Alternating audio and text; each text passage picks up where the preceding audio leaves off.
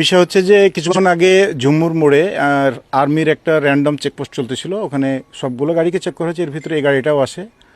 পরে গাড়িটা check back করার অবস্থায় একটি টাকা ভর্তি ব্যাগ পাওয়া যায় এবং এখানে কিছু টাকা ছিল। পরবর্তীতে যেহেতু টাকা ছিল, আর্মির অফিসাররা পরে এটা জুডিশিয়াল ম্যাজিস্ট্রেটকে জানায়, বাট ওখানে কত টাকা ছিল তারা এটা বলতে পারে নাই।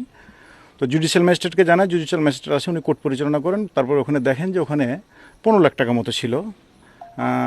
আমরা প্রথমে শুনছিলাম যে 7-8 লাখ টাকা, পরে আমরা জানলাম যে ওখানে 15 লক্ষ টাকা মতো ছিল। এই টাকাটা জানার পরে যেহেতু এটি তাদের নির্বাচনী ফান্ডের টাকা এবং এখানকার সব বৈধ কাগজপত্র আছে এবং তাদের যে বাজেট, এই বাজেটের ভিতরে টাকা, পরবর্তীতে উনি বিনা শর্তে কোনো ধরনের জরিমানা করা ছাড়াই ওনাদেরকে ছেড়ে দিয়েছেন।